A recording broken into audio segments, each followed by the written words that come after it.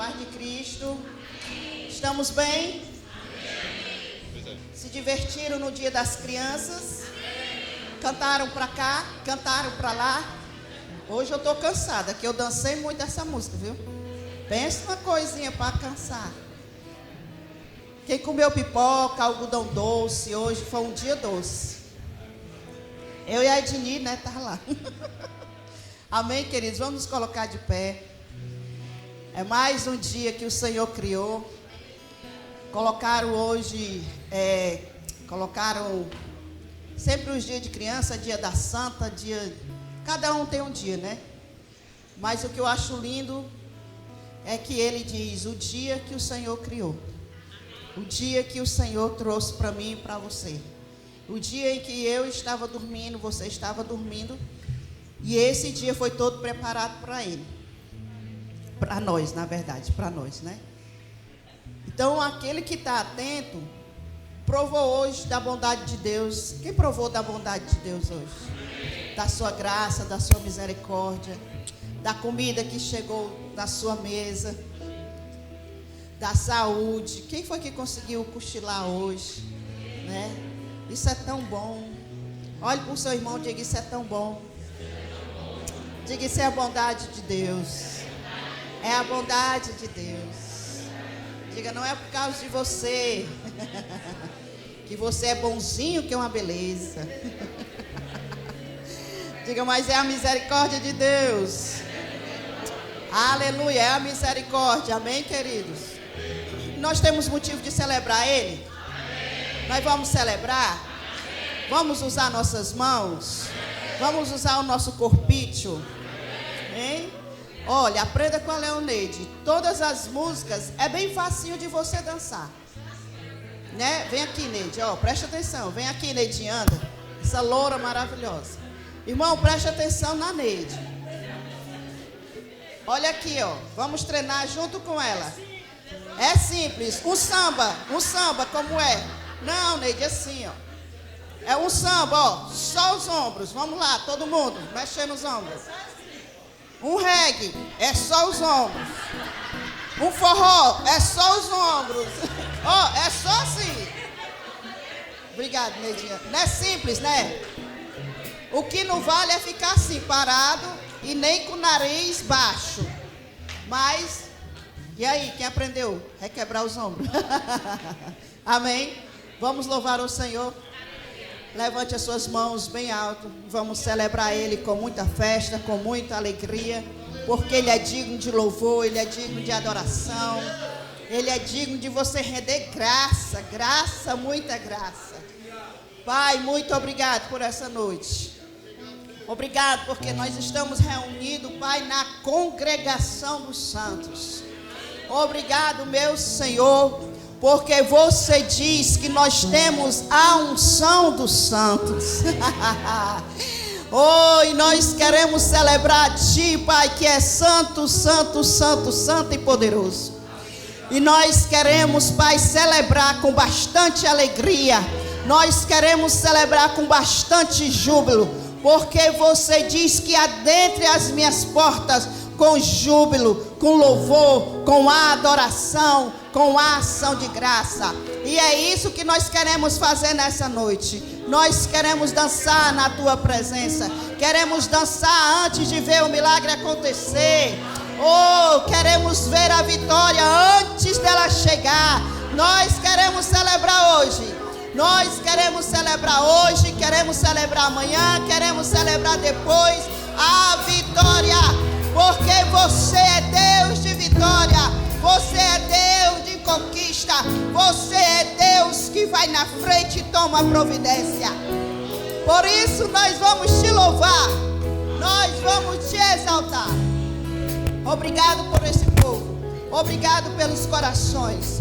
Faça o que você tem para fazer hoje. Independente de mim, independente de nós, aquilo que você marcou para hoje, aconteça. Aconteça. Aconteça, aconteça as manifestações do teu Espírito, as manifestações do teu Espírito, as manifestações do teu Espírito. Inspiração chegando, inspiração chegando. Aqueles que não sonham mais sonhando, aquele que não criou mais, mas que cria a partir de agora. Inspiração do teu Espírito. Ideias chegando, ideias chegando, ideias chegando, ideias chegando, ideias boas, ideias de trabalho, ideias de como se conduzir, ideias de como resolver um problema, ideias da parte de Deus. Inspiração total do teu Espírito. Faça e aconteça neste lugar, porque você é o dono desse lugar. Aleluia! Aleluia! Vamos celebrar Ele! Aleluia!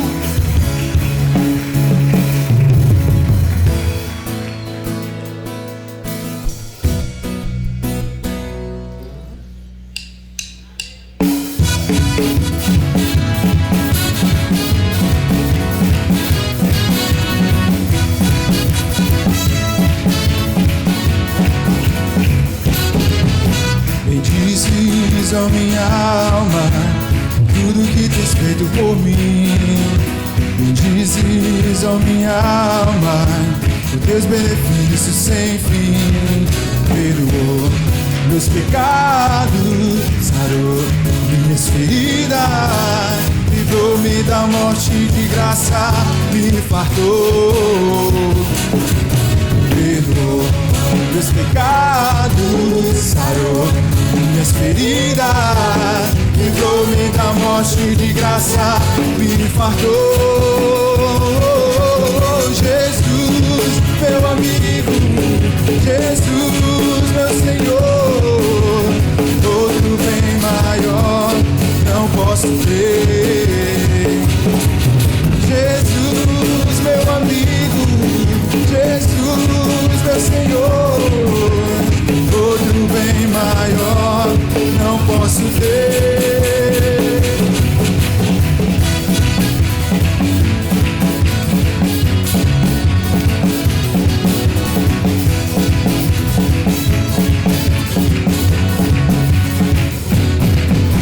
Bendizes, ó minha alma, por tudo que tens feito por mim. Bendizes, ó minha alma, por teus benefícios sem fim. Perdoou meus pecados, sarou minhas feridas, livrou-me da morte, de graça me fartou. Perdoou meus pecados, sarou minhas feridas, livrou-me da morte, de graça me fartou. Jesus, meu amigo, Jesus, meu Senhor, outro bem maior não posso ter. Jesus, meu amigo, Jesus, meu Senhor, outro bem maior não posso ter. Perdoou meus pecados, sarou minhas feridas, livrou-me da morte, de graça me falou. Perdoou meus pecados, sarou minhas feridas, livrou-me da morte, de graça me falou. Jesus, meu amigo, Jesus, meu Senhor, outro bem maior não posso ter. Jesus, meu amigo, Jesus, meu Senhor, outro bem maior não posso ter.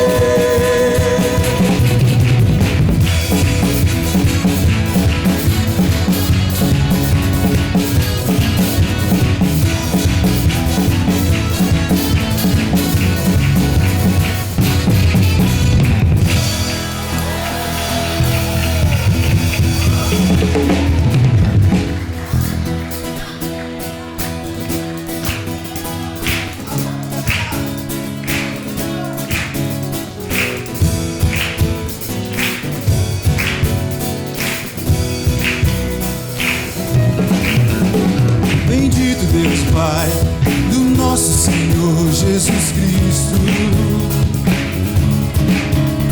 que nos abençoou com toda sorte de bênção.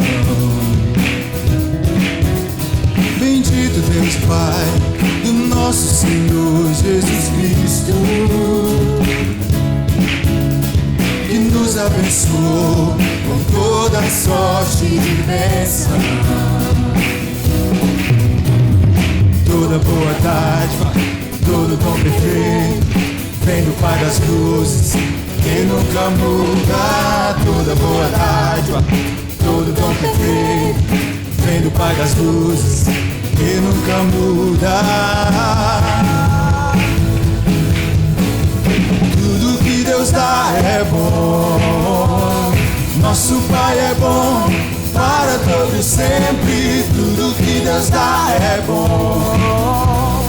Nosso Pai é bom para todos sempre. Amém.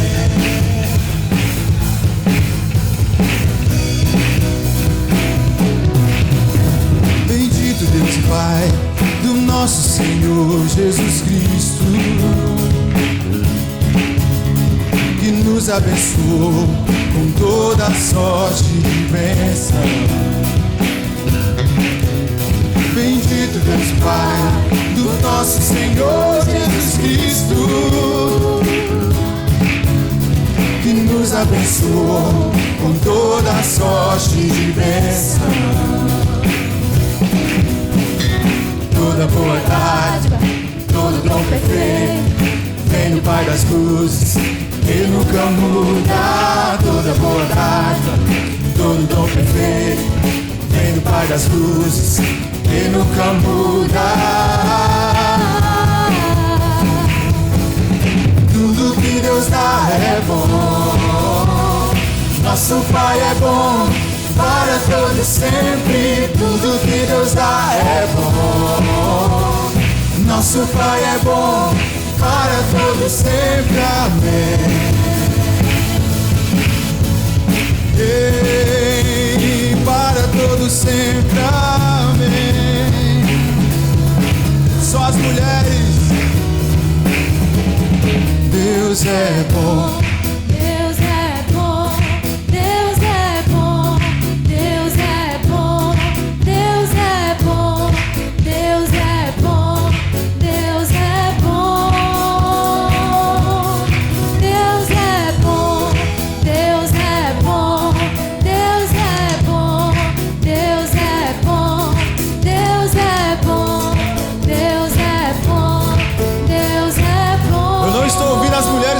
Levante a sua voz, Deus é bom. Cante a Ele. Deus é bom, Deus é bom, Deus é bom, Deus é bom, Deus é bom, Deus é bom. Agora só os homens comigo. Deus é bom, Deus é bom.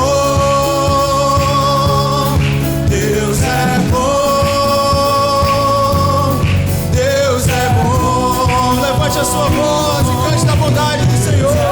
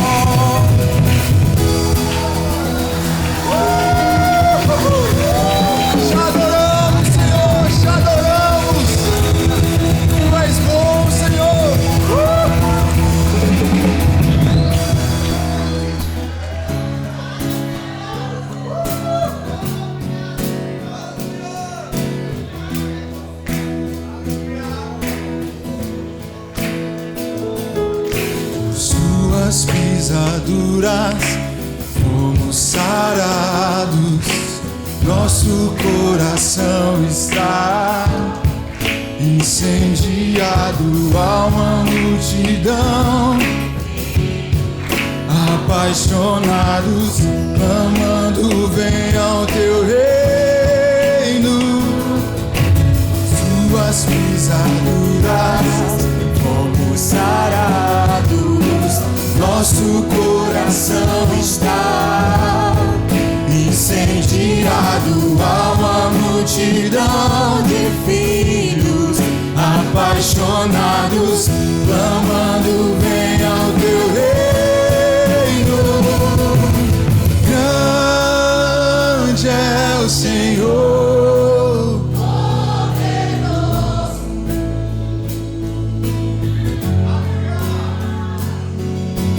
digno de todo meu amor.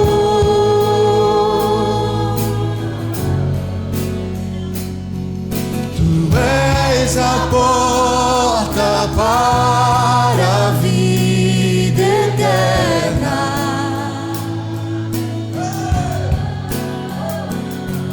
Tu és o caminho aonde vou.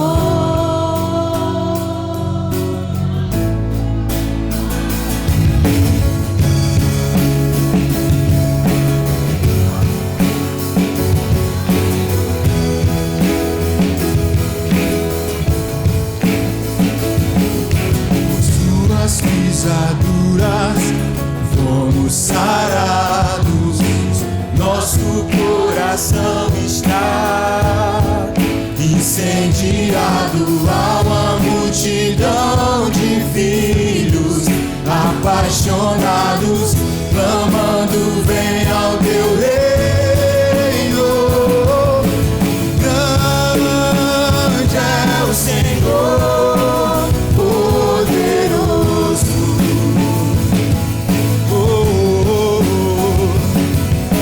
digno de todo meu amor. Tu és a porta para a vida eterna. Tu és o caminho aonde vou. Grande é o Senhor, grande é o Senhor, poderoso,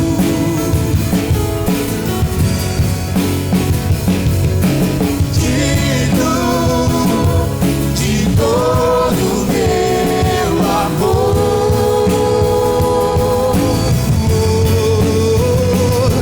Tu és a porta para a vida eterna.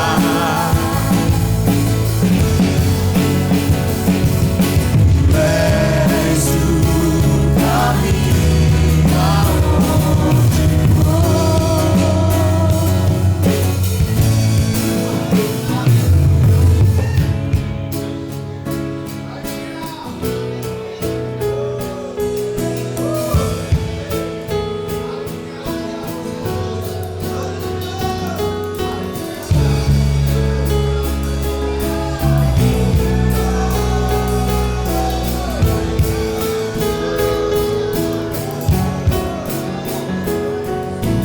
Quem deu crédito, quem ouviu, nenhuma aparência nos atraiu. Como de quem escondem o rosto, ele foi levantado. Todavia o Senhor agradou por ele fazer enfermar. Levou o pecado de muitos e como os malfeitores foi contado. Quem deu crédito, quem ouviu, nenhuma aparência nos atraiu. Como de quem escondem o rosto, ele foi levantado. Todavia o Senhor agradou por ele fazer enfermar. levou pecados de muitos e com os malfeitores foi contado. E foi subindo como um renovo, como raiz de uma terra seca. Terá o fruto do seu trabalho e se alegrará, e se alegrará. E foi subindo como um renovo, como raiz de uma terra seca. Verá o fruto do seu trabalho e se alegrará, e se alegrará. E foi subindo como um renovo, como raiz de uma terra seca. Verá o fruto do seu trabalho e se alegrará, e se alegrará. E foi subindo como um renovo, como raiz de uma terra seca. Verá o fruto do seu trabalho e se alegrará, e se alegrará. Grande é o Senhor, poderoso.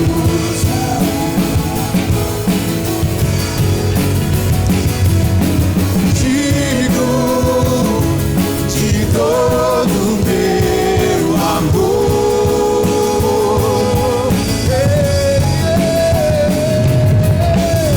És a porta para a vida eterna.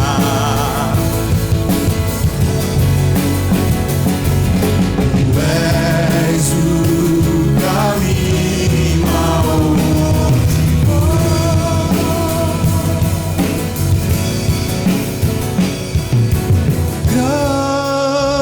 Grande é o Senhor,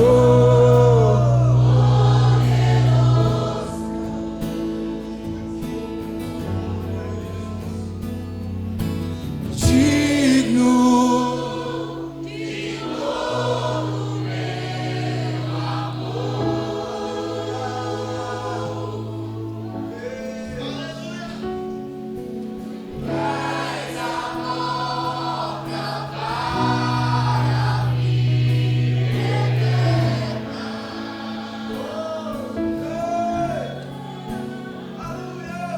Tu és o caminho aonde vou.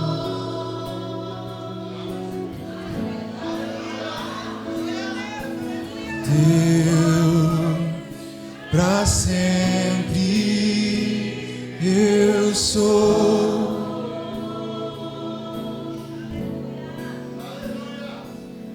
Tu és o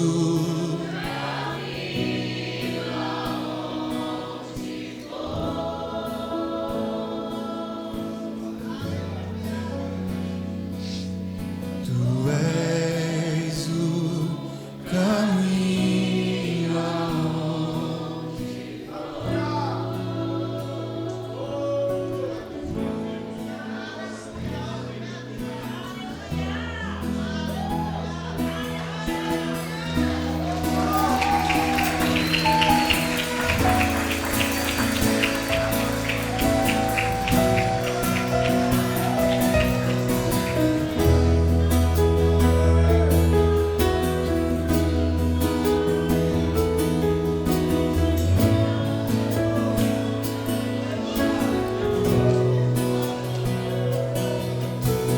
digno é o Cordeiro de receber a glória, a força, a honra, todo o poder. Oh, digno é o Cordeiro de receber a glória, a força, a honra, todo o poder. Anjos e querubins diante do trono,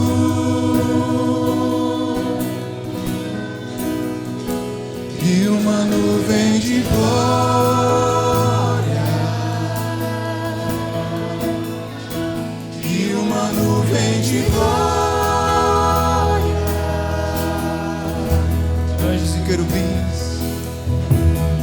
anjos e querubins diante do trono,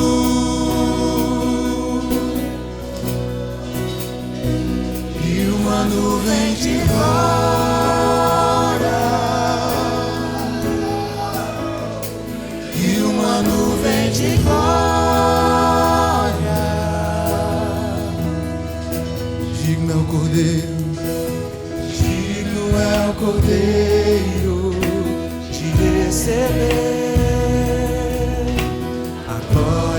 força, honra, todo poder.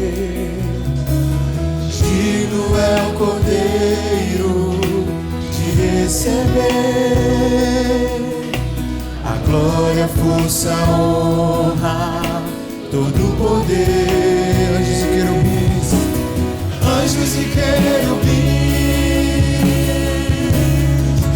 diante do trono, e uma nuvem de glória, e uma nuvem de glória. Anjos e querubins, anjos e querubins, diante do trono, Senhor, e uma nuvem de glória, e uma nuvem de glória.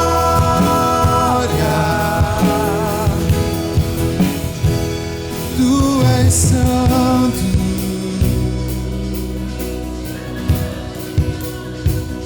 tu és santo,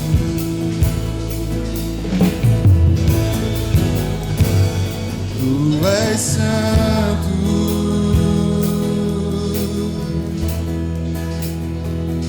tu és santo, santo, santo, tu és santo,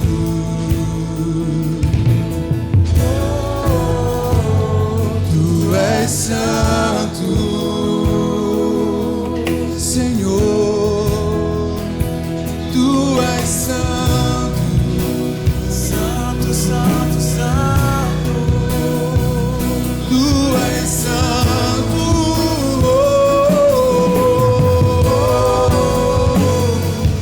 tu és santo,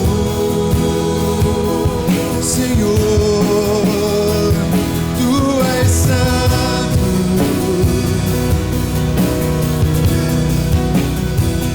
tu és santo,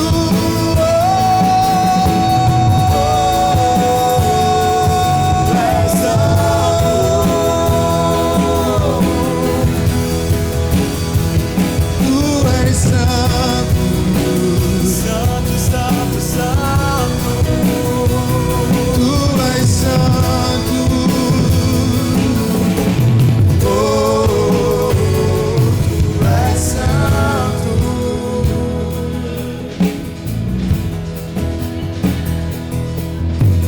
Aquele que venceu a morte, santo, santo, santo, aquele que ressuscitou, santo, santo, santo, aquele que é o Senhor, santo, santo, santo, leão da tribo de Judá, santo, santo, santo, raiz de Davi, santo, santo, santo, a estrela da manhã, santo, santo, santo, o cavaleiro do cavalo branco,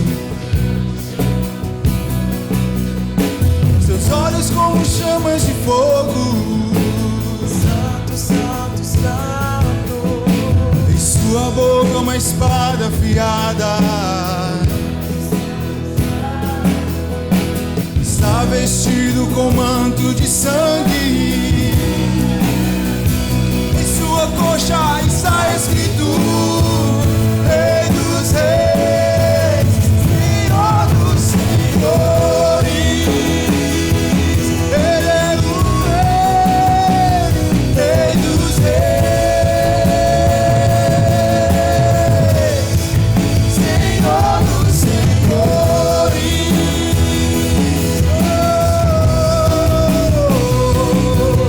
Rei dos Reis.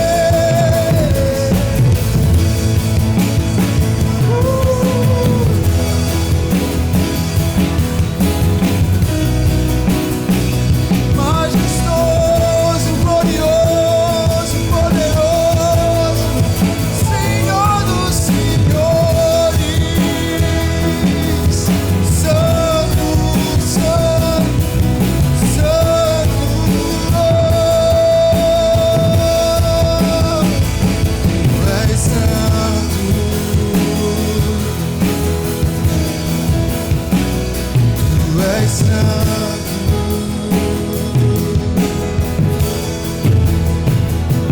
Tu és santo.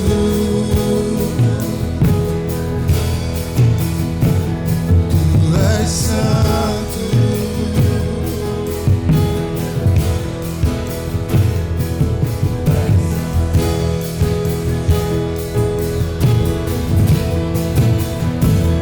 Tu és santo.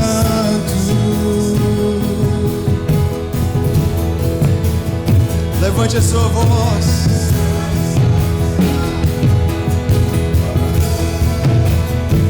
Comece a ensaiar. Na eternidade você vai cantar junto com os anjos que Ele é santo. Tu és santo. Tu és santo, santo, santo.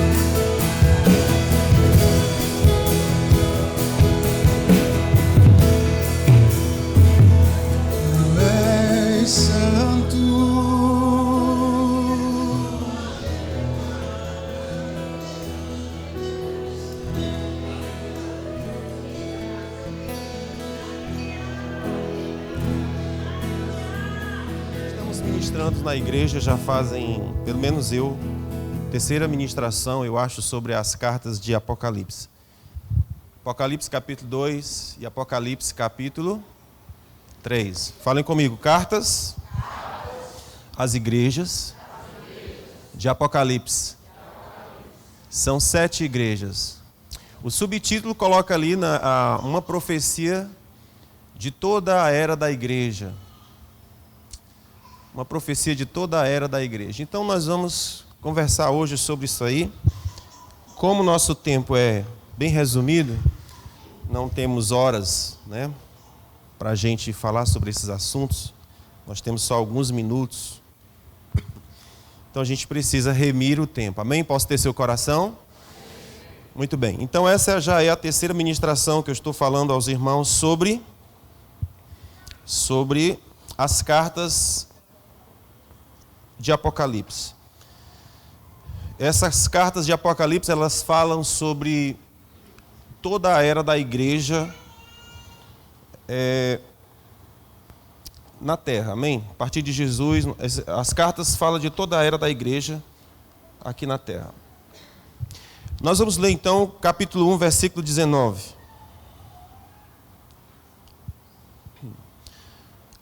Apocalipse capítulo 1, versículo 19. Podemos ler? O texto diz assim: escreve, pois, as coisas que tens visto, e as que são, e as que depois destas hão de suceder. Onde é que está escrito? Não entendi. Perfeito, obrigado. Que diz o quê?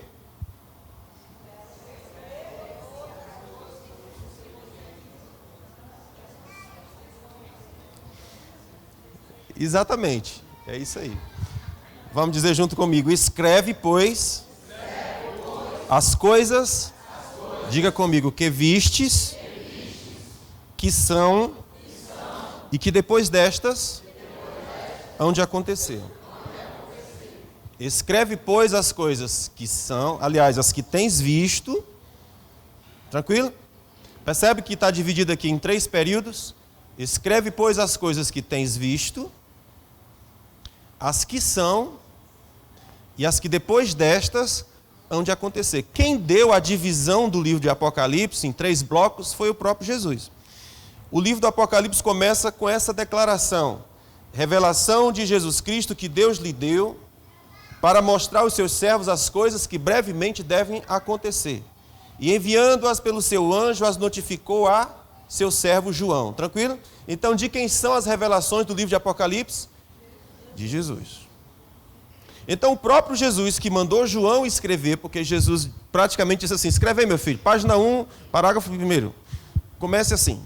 Então, quem escreveu, quem ditou a escritura do livro de Apocalipse foi o próprio Jesus. E ele disse para João dividir isso em 3 blocos. O primeiro bloco é: escreva acerca das coisas que vistes, escreve sobre as coisas que são, e escreve sobre as coisas que depois destas hão de acontecer.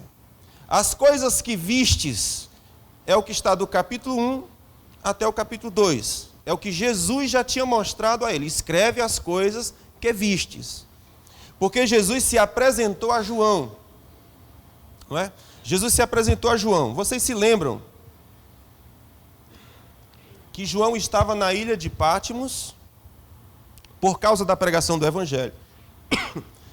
Os perseguidores achavam que ia acabar com a vida de João, mas quando eles acharam que era assim, o próprio Jesus apareceu para ele e escreveu o último livro da Bíblia, dando notícias sobre os últimos acontecimentos da história humana na Terra.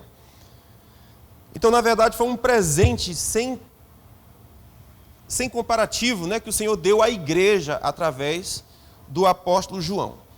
Então, escreve as coisas que vistes, é aquilo que está no capítulo 1. Jesus se apresentou a João. Quando Jesus se apresentou, João caiu como morto. Né? Vocês lembram? Está lá, pode ler. João caiu como morto. Jesus o tomou e disse: levanta, cabra frouxo. Na verdade, não foi bem assim. Essa parte aí sou eu que estou colocando. Levanta, cabra frouxo. Ora mais. Isso me lembra do Daniel. Né? O pobre do Daniel estava jejuando 21 dias, esperando uma revelação de Deus. Depois desse período, o Senhor veio falar com Daniel. Quando o do anjo chegou para falar com Daniel: servo bom, servo fiel, filho amado, o homem começou a morrer. Não é? Começou a morrer. Só porque viu o Senhor. Algo semelhante a gente encontra na história do Isaías, capítulo 6, se não estou enganado. No ano em que morreu o rei Uzias, eu vi o Senhor sentado sobre um alto, sublime trono. Na hora que ele viu, que ele teve uma revelação do Senhor sentado no trono, a Bíblia diz que os joelhos do cabra começou a tremer, e ele não conseguia mais se juntar, e ele disse: ferrou para mim, ai de mim que vou perecendo. Nessa hora um anjo do Senhor voa, pega uma brasa com uma tenaz no altar de Deus, toca os lábios do profeta e disse: é removida a tua iniquidade. E por causa disso, agora o profeta podia ficar diante do Senhor, porque sua iniquidade fora removida. Então, da mesma forma como aconteceu a esses homens, aconteceu ao João. Irmãos, o impacto da presença de Deus não há quem suporte, não há quem aguente. Nós somos arrogantes pecadores. Nesse sentido, nós somos vermes de fato. Minúscula partícula que arroga saber ou poder alguma coisa. É coisa inútil. Não fora Deus nos amar, não fora Deus nos resgatar, não fora Deus enviar seu Filho Jesus, que seria de nós? Destinados ao castigo e ao juízo eterno para sempre. Fogo inextinguível. Era o nosso destino eterno, não fosse a benevolência e a bondade do Senhor. Então João era provavelmente o mais santo dos apóstolos. Aquele que repousara a cabeça sobre o ombro de Jesus. Aquele que, diante da cruz, ele mostrou a sua mãe e disse: filho, João, eis aí tua mãe, mulher, eis aí teu filho. Jesus estava morrendo, entregou Maria aos cuidados de João. João era aquele fiel que estava lá com o Senhor o tempo todo. Na hora que a coisa arrocha, só os que amam permanecem. O resto vai embora. Ficou só João, o discípulo amado. E a esse discípulo amado foi que Jesus apareceu lá na ilha de Pátimos para dar a última revelação. Só que esse Jesus que apareceu agora não era mais aquele Jesus sentado à mesa tomando a ceia com os discípulos. Aquele que metia o pão dentro do café com leite. Vocês não fazem isso? Vocês não sabem o que é isso? Coisa boa. Não queira coisa chique, porque não tem coisa melhor do que manteiga no pão, café com leite. Não tem coisa mais boa nesse mundo. Então os discípulos de Jesus, eles tinham uma intimidade com o Cristo, de modo que eles metiam o pão junto, no mesmo cálice, para comer. Isso só faz quem tem intimidade. Vai fazer isso com um prato da unilha para você ver. Se você não leva um bofetão. Ninguém mexa, meu amigo. Ela é esse amor de pessoa, mas mexe na comida dela para tu ver o que é bom. Principalmente se for o pãozinho que você está mexendo lá com leite e café. Não se meta a besta. Coma o seu no seu lugar, deixa o dela quieto. Né? Às vezes, quando eu estou muito espiritual, eu ouso fazer alguma coisa do tipo. Não é? Me aproximar. O que eu estou querendo dizer? Só os íntimos fazem. Né? Muito íntimo, porque ela olha assim. Então os discípulos comiam com Jesus, metendo o pão no café. Ocorre que esse Jesus que apareceu para João não era mais o Cordeiro. Ele agora era o Senhor na sua forma divina. Quando ele brada, João cai como morto. E Jesus diz: não é hora de morrer não, macho. Levanta. Escuta, escreve o que eu vou te dizer. Então ele começa a dizer assim, o que vistes, escreve. E o que foi que ele viu? A Jesus. Que se apresentou a ele com uma forma divina. Com uma forma, ele podia ver o que estava, podia descrever o que estava vendo. Ele teve uma revelação de quem Jesus era, de como é Jesus. Jesus disse: escreve isso. Mas eu quero que você escreva também as coisas que agora são e as que depois desta hão de acontecer. A parte que nós vamos falar hoje é a segunda parte. Nós vamos falar das coisas que agora são.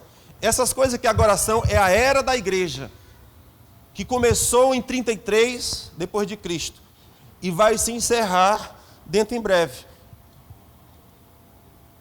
Amém? E aí Jesus escreveu, disse para João o seguinte: eu quero que você escreva uma carta aos pastores das 7 igrejas da Ásia Menor.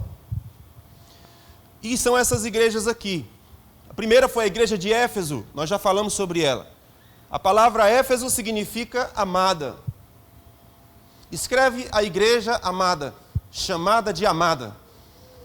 E nós já falamos sobre isso. A principal queixa de Jesus com relação a essa igreja é porque ela tinha deixado o seu primeiro amor. A sua marca é o amor. Amém? Nós já falamos sobre isso aqui, está lá no YouTube, quem quiser assistir. A segunda igreja é Esmirna. Nós vamos falar sobre cada um e eu vou me deter um pouquinho mais sobre essa daí. Então, só para resumir aqui a conversa. Junta as 7 igrejas, elas fornecem um retrato profético das 7 principais fases da história da igreja aqui na Terra. Ok?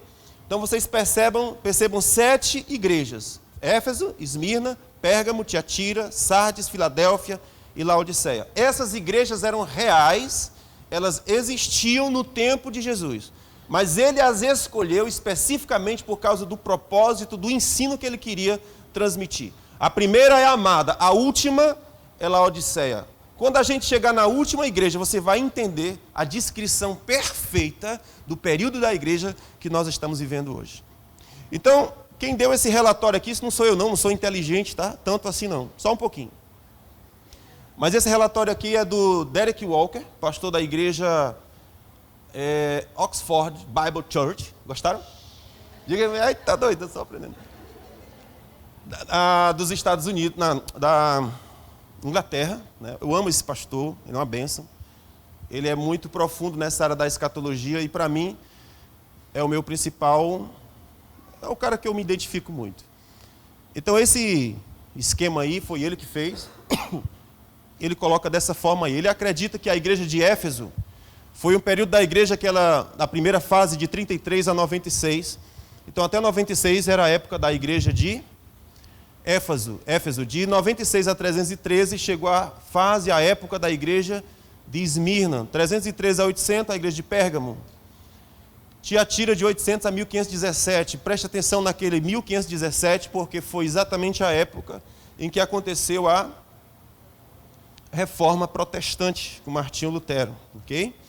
Então aquilo era a igreja de Tiatira. Depois veio a igreja de Sardes, 1517 até 1660. Depois a igreja de Filadélfia, 1860 a 1660 a 1800. E a igreja de Laodiceia, que é a última igreja, 1890. Então nós estamos na última igreja, no último período da igreja, desde 1890.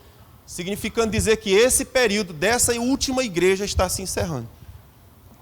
Que é a nossa fase. Nós estamos hoje nessa fase aí da igreja de Laodiceia. Então, eis uma igreja que nós precisamos prestar muita atenção. Como é que nós estamos nos identificando com ela. Essa igreja aqui de Laodiceia foi a primeira pregação que eu fiz aqui sobre Apocalipse 3:20. Eis que eu estou à porta e bato. A igreja de Laodiceia foi a igreja que pôs Jesus para fora. Eu não quero Jesus. Então é a igreja que faz o Natal sem celebrar quem nasceu. Bota o Papai Noel. É a igreja que celebra a Páscoa, mas bota um ovinho do coelho. Não sei nem se o coelho põe ovo. Ou você nunca comprou aquele ovinho da Páscoa? Não tem um ovinho, né? Gostoso. O que é que tem a ver aquilo com Páscoa? Com sangue de Jesus. Com redenção dos pecadores. O que é que tem a ver? Nada. Por quê? Porque eu não quero que você preste atenção no que é que você está celebrando na Páscoa. Na Páscoa nós celebramos morte e ressurreição de Jesus. Na Páscoa nós celebramos aquele que venceu o rei do Egito e libertou os escravos da tirania do Satanás. Mas ninguém quer conversar sobre isso. Vamos falar sobre o ovo da Páscoa. Tira o foco, não fala sobre isso. No Natal, vamos falar sobre qualquer coisa. Papai Noel, rena. Vamos. Para que falar sobre o Cristo que nasceu? Não precisa. Então é o Natal sem Jesus, é a Páscoa sem o Cordeiro Pascual. É uma igreja sem o Cristo, porque nós o colocamos para fora. Nós achamos que as nossas inteligências, as nossas filosofias, os nossos conceitos são soberanos, são maravilhosos, são mais do que divinos. Nossa razão é suficiente para nos guiar nesse mar desconhecido do infinito eterno. E o Senhor disse: não sabem, tolos, que sois tolos? Até quando amareis a tolice? tolos. Vossa sabedoria se converteu em trevas. Trocastes a verdade de Deus pela mentira. Nós estamos vivendo num tempo que não importa a verdade. Eu não quero saber o que é verdade. Pode tentar me convencer, eu não quero saber do que é verdade. Eu quero saber do que me é conveniente, ponto. Ninguém tem nada a ver com a minha vida, eu faço o que eu quero, eu pago minhas contas. Deus te abençoe. Se é que é possível. Amém? A gente estava conversando esses dias que as pregações da nossa igreja é muito dura. Sinto muito, irmãos. A unção de João Batista é assim. Amém? A unção de João Batista é para levantar homens. Homens. E isso não é fácil. A unção de João Batista é para converter o coração dos pais aos filhos, para dizer aos homens, voltem para suas casas, cuidem de suas mulheres, sejam machos, liderem, sejam pastores nas suas casas. Essa pregação não é fácil não, irmão. Ninguém quer isso não. Porque é melhor curtir, sim ou não? Oxi, bom demais. Ausência de compromisso, bom demais. Pergunta é assim que Deus diz para ser? Ou você está vivendo segundo seus conceitos, segundo suas inteligências, segundo suas filosofias, segundo a cultura do mundo e não segundo a cultura do céu?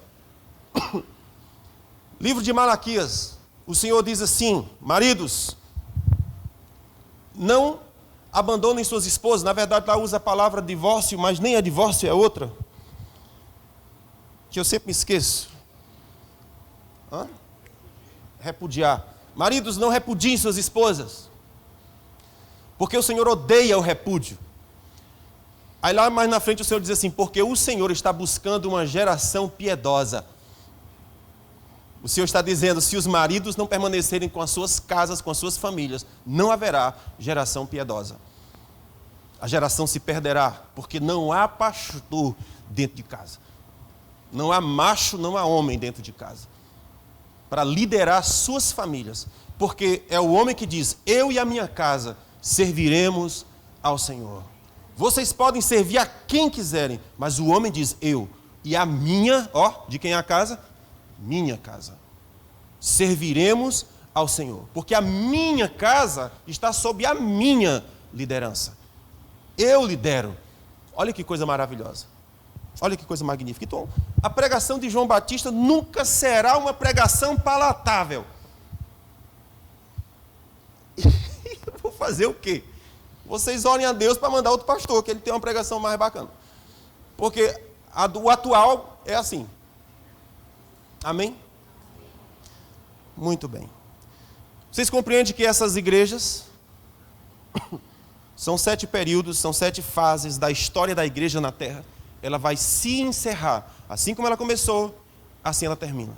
Escreve as coisas que viste, as coisas que são, e o que vai acontecer depois que a era da igreja terminar, porque vai terminar. E quando a era da igreja terminar, o Espírito Santo será retirado da terra, a palavra será retirada da terra, a palavra de Deus será retirada da terra, e talvez nesse tempo, por certo nesse tempo, é que vai se cumprir a profecia que diz, e haverá fome na terra, não de pão, e sede não de água, mas fome e sede da palavra. Porque os homens buscarão nos 4 cantos, buscando ouvir, mas não há. Porque a palavra foi retirada, o Espírito foi retirado, a igreja foi retirada. O mundo está sob o domínio do diabo, exclusivo. O diabo não faz o que quer, porque a igreja ainda está aqui. Na hora que a igreja for removida, o anticristo entra. E aí, amigos, o bicho vai pegar. E aí vamos saber que essas pregações que vocês estão cansados de ouvir, porque tem tanto nos rádios, tem tanto na televisão, esses pastores filhos, é a igreja em cima da outra. Numa rua dessa tem 3 igrejas. É igreja demais, estão querendo dinheiro. infiéis. Eu não estou dizendo que não haja esses motivos, que não haja pastores pastoreando por dinheiro. Mas você não pode dizer que todos fazem isso por causa disso. Assim como eu não posso dizer que todo advogado é corrupto, todo dentista é um safado, todo médico é um estuprador, não posso falar. Existe médico estuprador. Mas não posso dizer que todos os médicos são. Ok? Então por que tanta igreja num lugar e em outro? Por que tanta voz gritando em tanto que é rádio, TV, e você não aguenta mais de ouvir? É porque não haverá desculpa. Todos sois inexcusáveis. Não haverá uma alma sequer que diga, eu não sabia. Porque o Senhor encharcou a terra. Existem países vomitando cristão, expulsando cristão, matando cristão. Não queremos vocês. Por causa da pregação que eles carregam. Naquele dia, ninguém poderá dizer, não sabia, não ouvi, ninguém me disse, sou inocente. O Senhor disse, pior é que é. De jeito nenhum. Todo mundo hoje tem celular. Pode não ter o que comer, mas celular tem. E no celular você só faz assim, ó. Tem um pastor pregando. Tem outro irmão falando. Tem outro não sei o quê. Ah, eu gosto do freguês. Não gosto disso aqui não. Grita muito. Esse aqui grita muito. Esse outro faz uou! Não gosto. Não gosto. Não gosto. Eu gosto do freguês. E ainda assim não se converte. A fase da igreja vai acabar, irmãos. E está perto. Eu tenho um palpite, mas não vou dizer para vocês não. Tenho um palpite.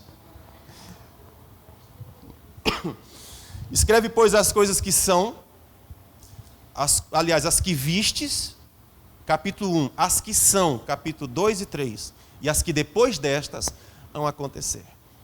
Então, do capítulo 4 ao final de Apocalipse, o Senhor vai tratar das coisas que acontecerão depois da fase da igreja. Meu Deus, que coisa extraordinária. Está claro isso? Então, assim, as cartas do Senhor às 7 igrejas foram concebidas para dar uma visão geral das coisas que são. Portanto, elas foram concebidas para descrever a história da igreja do início ao fim. Então, essas são as cartas da igreja. Só um esclarecimento, a carta da igreja em Éfeso, ela representa a igreja apostólica, amém? Que é a igreja de 33 a 96, é a igreja apostólica. Essa foi a época em que a igreja viveu o seu maior amor por Jesus. A gente vê a descrição disso no Atos dos Apóstolos, nas manifestações do Espírito Santo, o zelo que a igreja tinha pelo Senhor, o amor entre os irmãos, o testemunho que eles davam de Cristo e o aumento do número dos salvos, não é? Que se salvavam continuamente. Era 5.000 pessoas, 3.000 pessoas. Então, assim, essa época é a igreja amada, não é? É a igreja amada. A igreja de Éfeso representa a igreja apostólica, a primeira igreja. Então, aquele fogo que a igreja viveu com o Espírito Santo, o testemunho de Jesus, cura, maravilhas, o número de pessoas sendo salvas, aquele é o primeiro amor, não é? Ao que o Senhor está reclamando aqui na igreja de Éfeso. Eu não quero que vocês percam esse primeiro amor. Então, assim, aqui na igreja de Éfeso, o Senhor já começou a reclamar acerca da presença de uns indivíduos chamados de nicolaítas. Vocês já ouviram falar isso? Então, está escrito aqui em Apocalipse 2,6. Tens, porém, isto a teu favor, que aborreces as obras dos nicolaítas. Aqui o Senhor já começa a arrochar o nó com relação à primeira igreja. A primeira igreja era maravilhosa. É a igreja amada, a igreja que viveu o ápice mais lindo da igreja, foi a igreja amada, a igreja apostólica, de 33 a 96. Mas naquela época já começou a surgir uns personagens chamados de nicolaítas. Os nicolaítas literalmente significa governar as pessoas. Esse é o significado do nome deles. Uma manifestação dessa doutrina dos nicolaítas é a divisão entre o clero e os leigos, em substituição ao sacerdócio de todos os crentes. Éfeso é uma alerta acerca do que acontece quando a igreja deixa de olhar para Jesus, o seu cabeça. O que acontece é o aumento da organização e do controle humano sem a liderança do Espírito Santo. Por ora, o Senhor está reclamando das obras dos nicolaítas. Fala comigo, obras dos nicolaítas. Mas depois, os nicolaítas serão citados de novo pelo Senhor na igreja de Pérgamo. A terceira era da igreja, nesse momento o Senhor vai reclamar da doutrina dos nicolaítas. Ele não vai falar das obras, ele vai falar da doutrina. Ok? Então, mais aqui em Éfeso, a primeira igreja, Atos dos Apóstolos, já começa a surgir uma figura lá, chamada os nicolaítas, que o Senhor odeia, que o Senhor detesta, que o Senhor abomina. Primeiro ele está reclamando das obras, o que aqueles caras fazem. Só que na próxima igreja, aliás, na terceira igreja, a igreja de Pérgamo, ele não vai se referir às obras do nicolaíta, ele vai referir à doutrina dos nicolaítas. Pastor, e doutrina é pior do que obras? É, porque enquanto obras é só obra. Quando é doutrina, você está ensinando a fazer.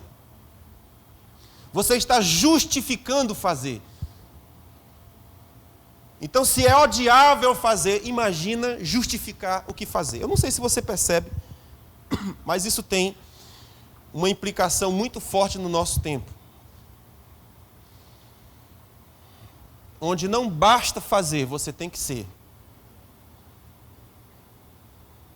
Não sei se vocês entendem a parábola. Eu estou falando sobre perversão sexual.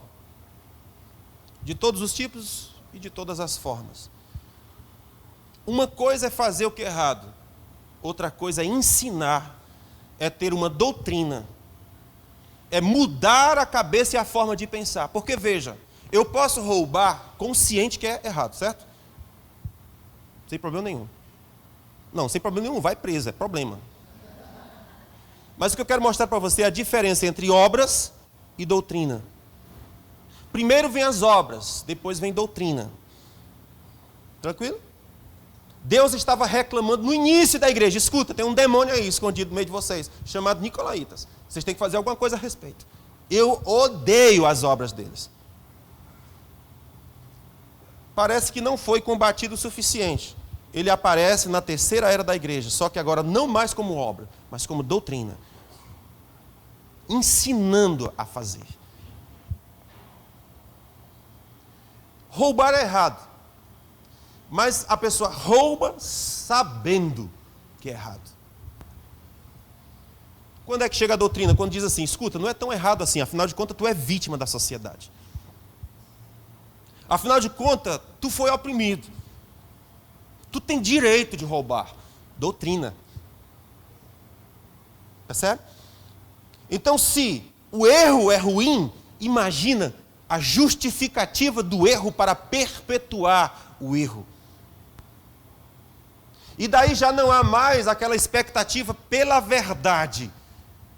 Como diz João capítulo 8, 32. Conhecereis a verdade e a verdade vos libertará. Só existe uma forma do ser humano andar livre. É se o seu guia for a verdade. Puro e simples, não importa a quem fira, a quem magoe, a quem interesse. Verdade. A verdade sempre salva, a verdade sempre cura, a verdade sempre liberta, a verdade é sempre de Deus e a mentira sempre do cão. Isso é princípio eterno na palavra, isso não muda.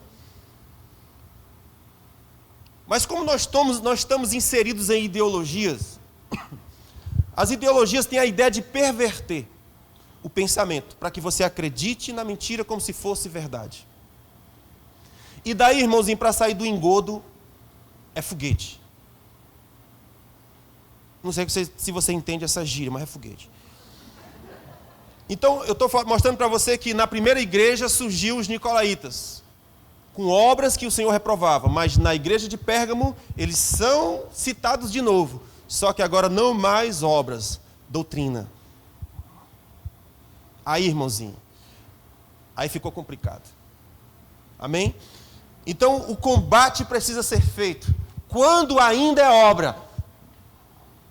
Quando vira doutrina, cara, aí fica difícil. Aí fica difícil da pessoa ser salva daquelas mentiras. Então, isso foi a igreja de Éfeso, a primeira igreja. A segunda igreja foi a igreja de Esmirna. Meu Jesus, estou pensando que Jesus vai voltar, irmãos. Eu vou terminar essa pregação. Aleluia. Igreja de Esmirna. Primeira igreja significa o quê? Igreja amada. Sim? Amada. Éfeso. Igreja amada. A igreja de Esmirna, a segunda fase da igreja, é chamada de Esmirna, que significa amargura. Mirra. Esmirna representa a igreja sofredora. Especialmente na fase das perseguições romanas. Esmirna está associada à morte e embalsamento. Se você perceber a carta à igreja de Esmirna, o Senhor começa assim: ao anjo da igreja em Esmirna, Apocalipse capítulo 2, versículo 8. Escreve: isto diz o primeiro e o último que foi morto e reviveu.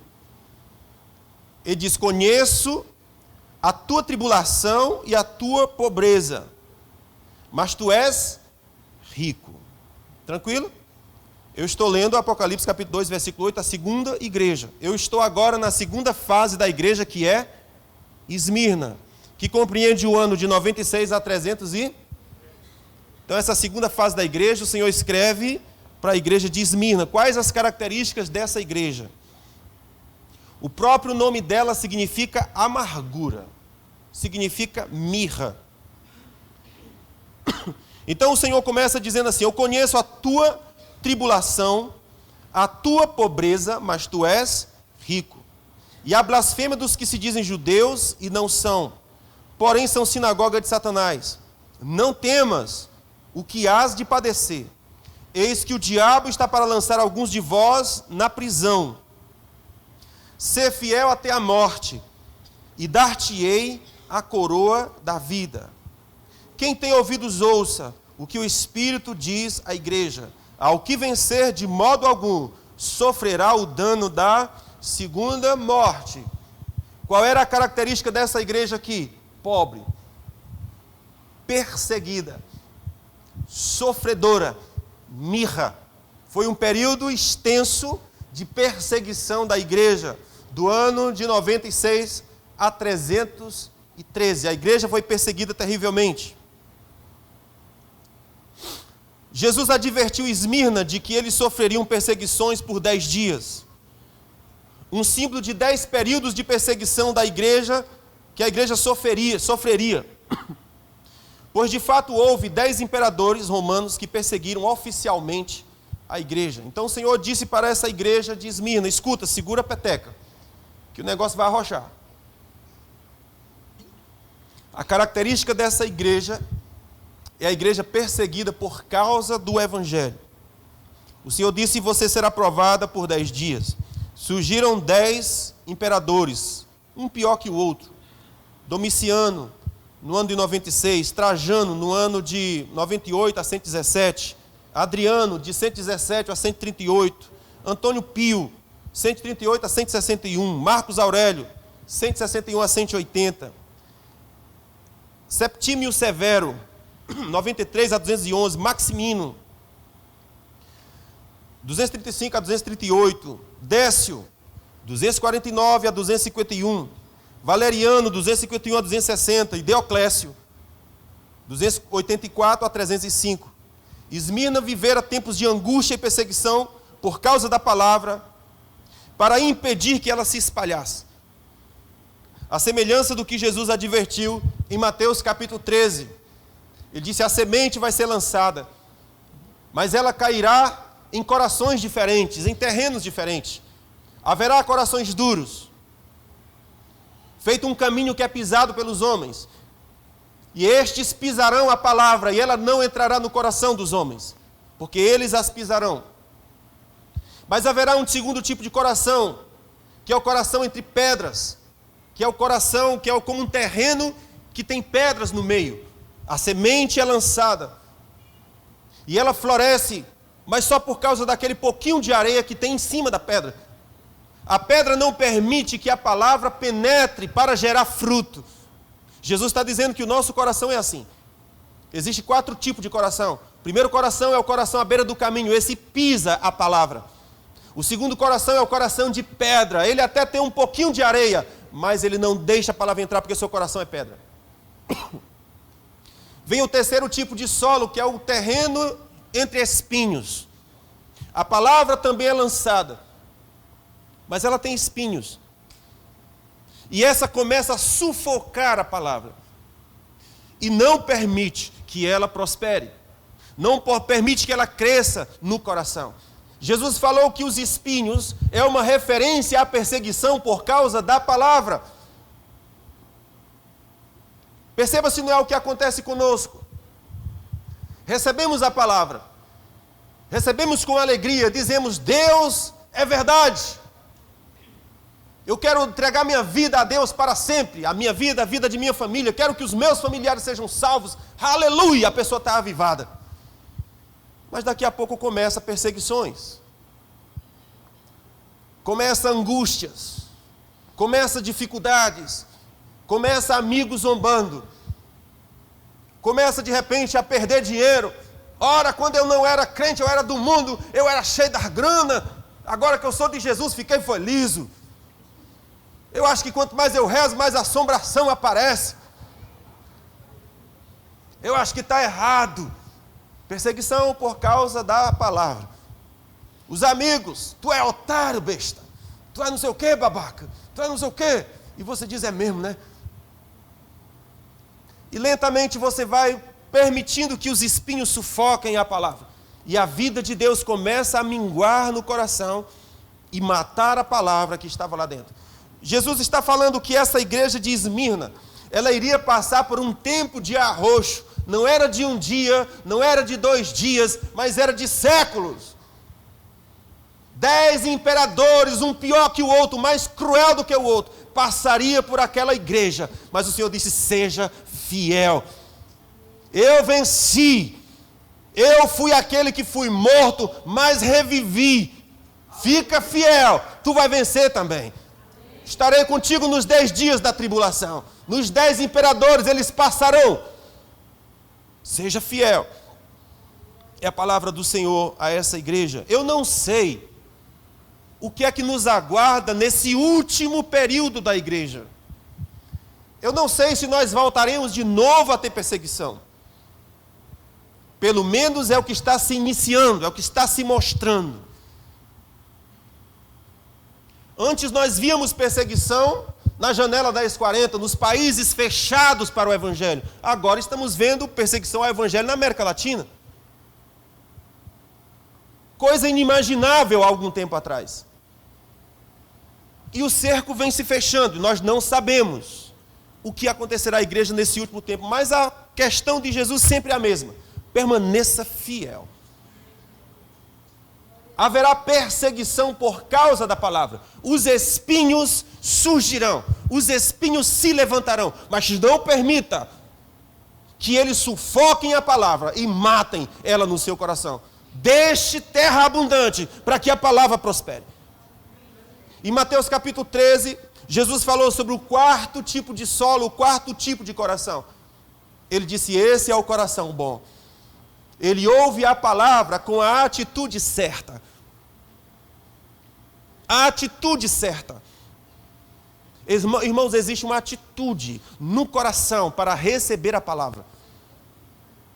Se não houver a atitude correta no coração para a palavra, você não recebe.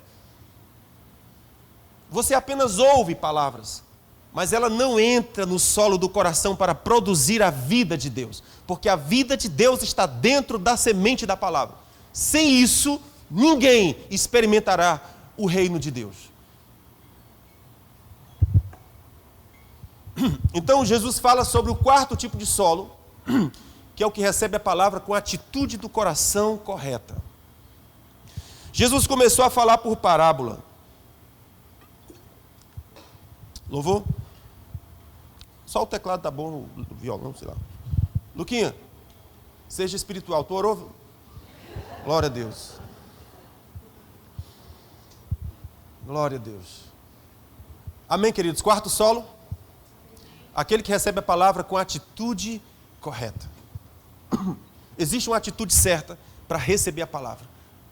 Quando Deus ia falar com os profetas, ele dizia: levanta-te, põe-te em pé, e eu falarei contigo. Irmãos, presta atenção nisso. Levanta-te, põe-te em pé, e eu falarei contigo. Irmãos, não é de qualquer jeito. Se você vai ouvir a palavra do Deus eterno, há uma atitude certa no coração. Não pode ser de qualquer jeito. Levanta-te, põe-te em pé, e eu falarei contigo. Isso é uma disposição, uma atitude do coração. Quando Moisés se aproximou de Deus na sarça ardente, lá no meio do deserto, ele viu uma sarça que queimava, mas não virava cinza. Então ele se aproximou para ver aquela revelação, o que era aquilo, coisa estranha no meio do deserto. Uma árvore que pega fogo e não se queima, não vira cinza. Ele se aproximou para ver aquela maravilha. E ao se aproximar, ouviu a voz de Deus dizendo: pare, tire as sandálias dos pés, porque a terra que você está é terra santa. Moisés teve que tomar uma atitude, uma postura, para ouvir do Eterno a sua palavra. Tire as sandálias dos pés, para ouvir. Então, Mateus capítulo 4, o Senhor diz: sem a atitude certa diante da palavra, não recebe. Então Jesus começou a falar por parábolas. Não, filho, o órgãozinho lá, não quero o Richard Cleidemann, não. Eu quero que os irmãos fiquem tristes, ó.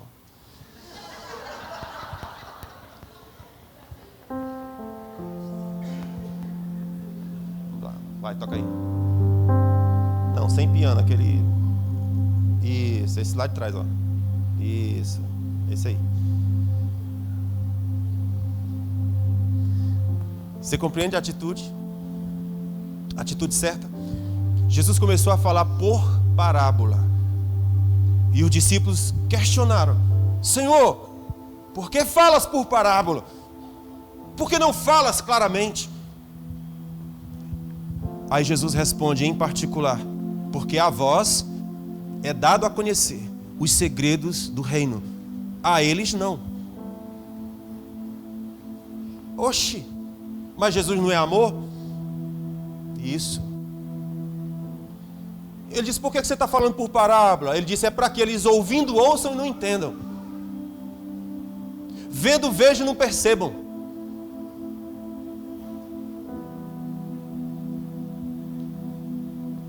O que é isso, irmãos? Para você ouvir a palavra, precisa da atitude do coração correta.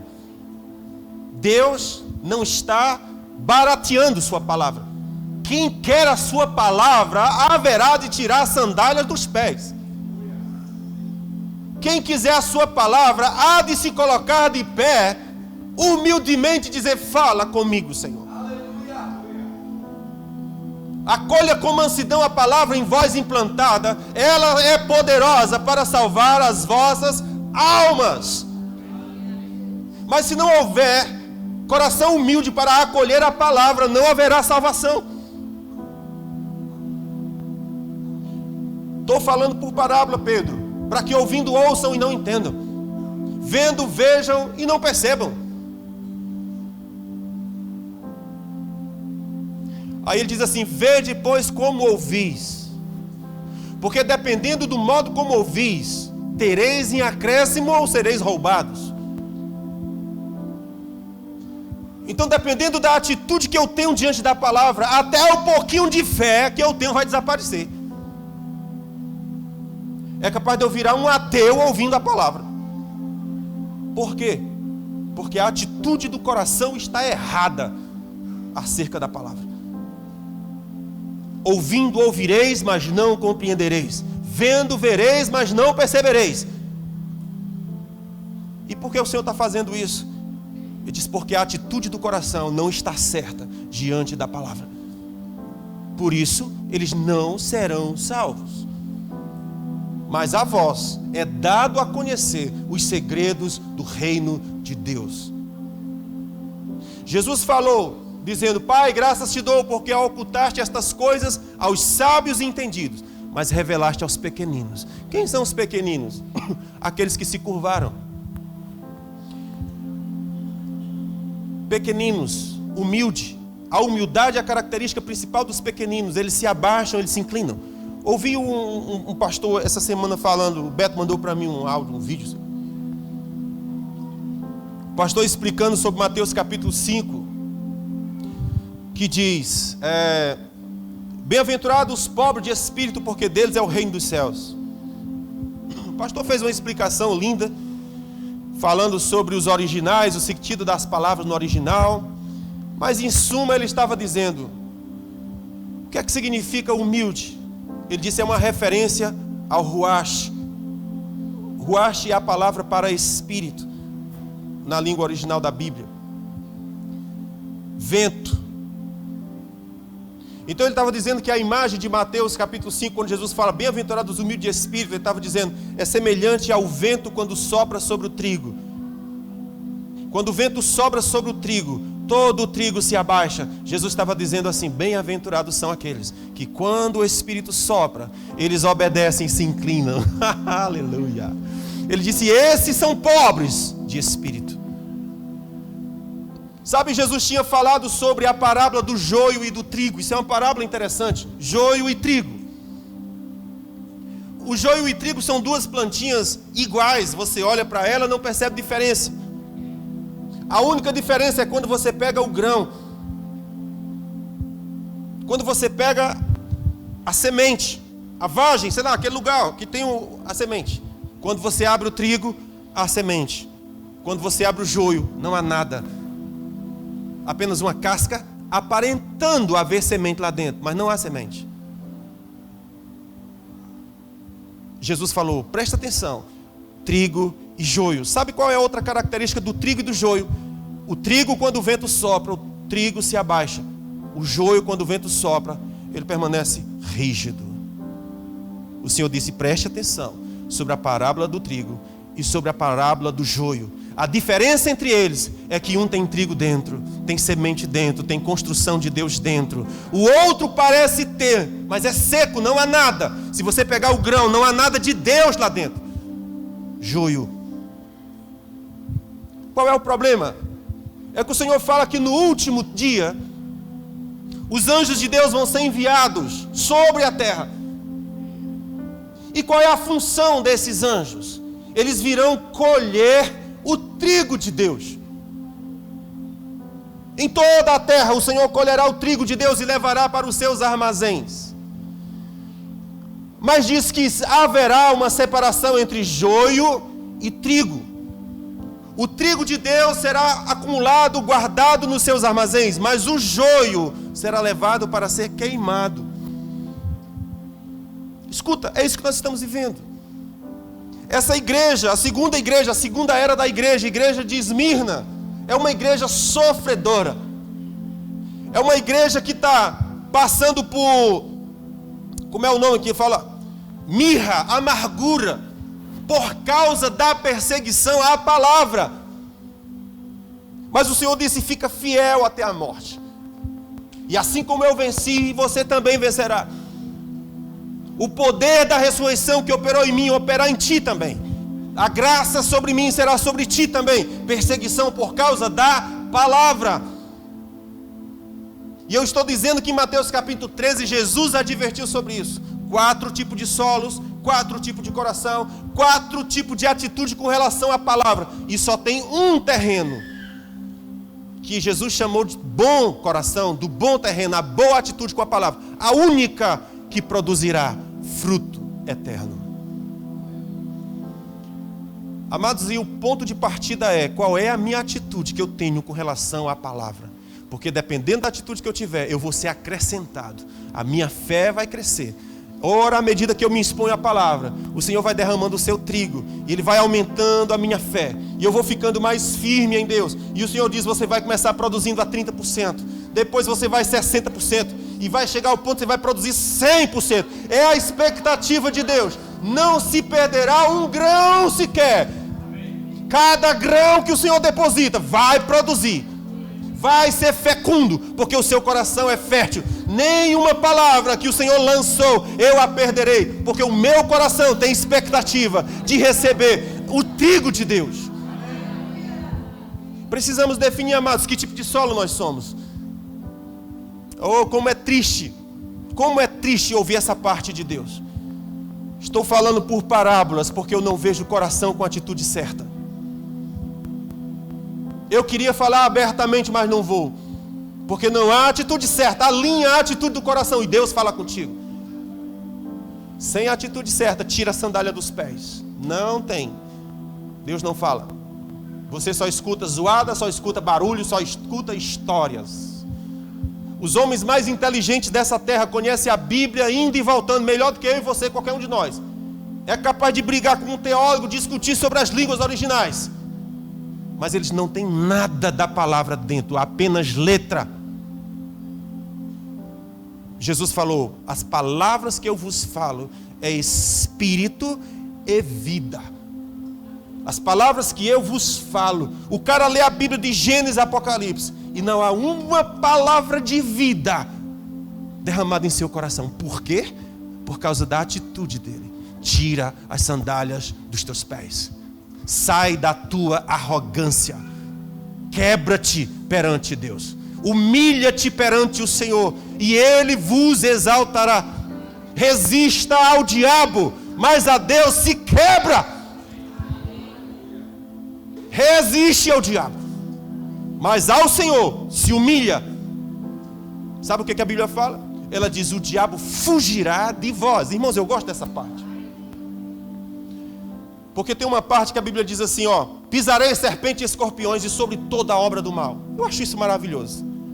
Amém? Jesus falou, ó, estou enviando vocês em meu nome, vocês pisarão serpentes e escorpiões sobre toda a obra do mal. Isso é maravilhoso. Mas quando eu chego em Tiago capítulo 4, o Senhor diz assim, resista ao diabo, mas ao Senhor se humilhe, se sujeite.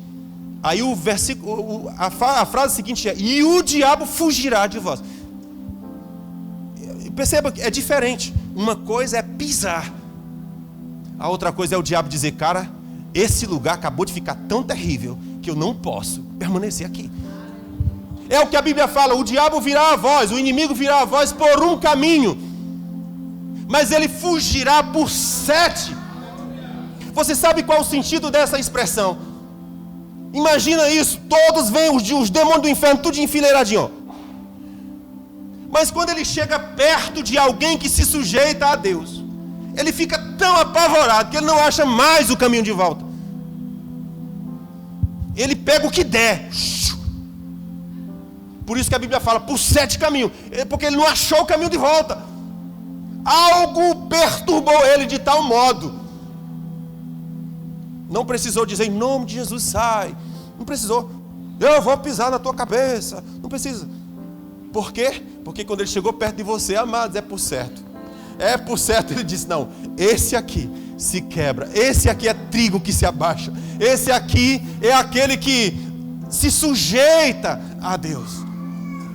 O diabo olha e diz, não dá para mim. Algo me apavora. E foge. Aleluia. Glória a Deus. Esmirna viveria tempos de angústia e perseguição por causa da palavra, para impedir que ela se espalhasse. Esmirna é a imagem perfeita da igreja fiel, apesar das perseguições. Então o Senhor diz para ela, ao anjo da igreja de Esmirna escreve, isso diz o primeiro e o último, o que foi morto, mas reviveu. Essa é a revelação que Jesus deu a essa igreja. Eu sou o primeiro e o último, eu sou o que fui morto e revivi. Fica firme, nós vamos desfrutar dessas coisas. Amém? Que Deus abençoe vocês.